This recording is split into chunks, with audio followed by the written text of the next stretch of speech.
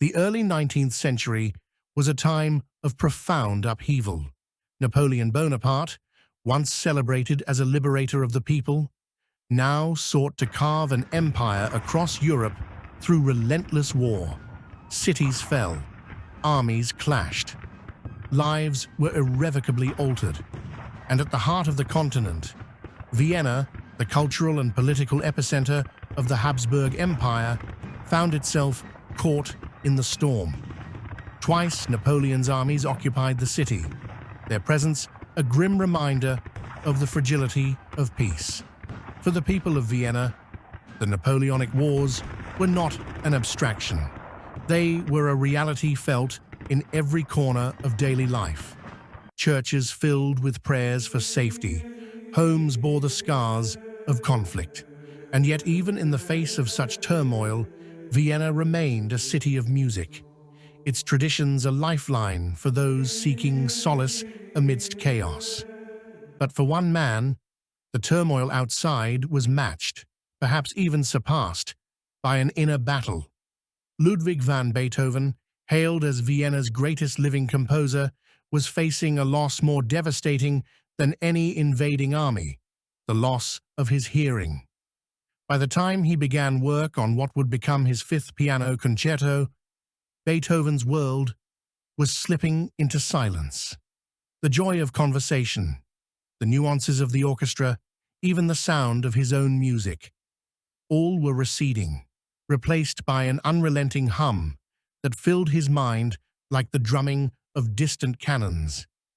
And yet, from this silence and despair arose one of Beethoven's most triumphant works.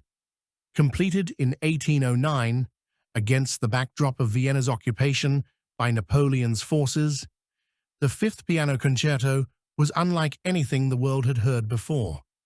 Where others might have written music of sorrow or resignation, Beethoven chose to write music of defiance.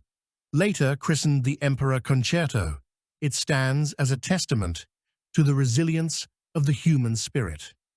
The concerto begins with an audacious gesture, a series of bold, commanding chords, followed by cascades of virtuosic runs from the solo piano.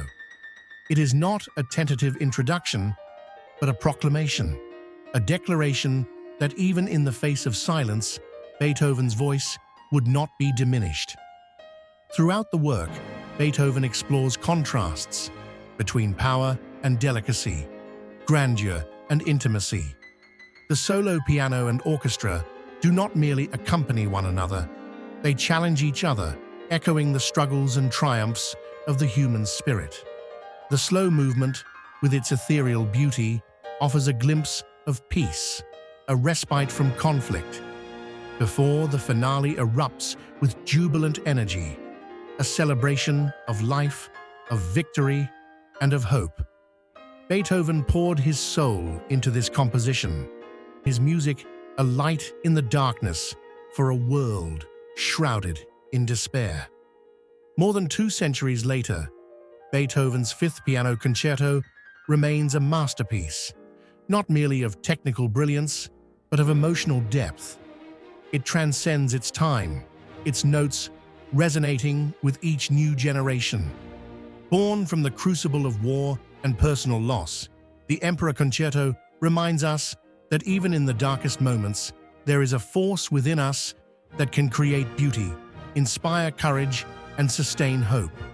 And so, Beryl Borali, on February 5th, prepare to see this masterpiece at the NAC, with Marc-André Hamelin on piano, John Storgors as conductor, and featuring the NAC Orchestra. Happy birthday, or rather I should say, doğum günün kutlu olsun.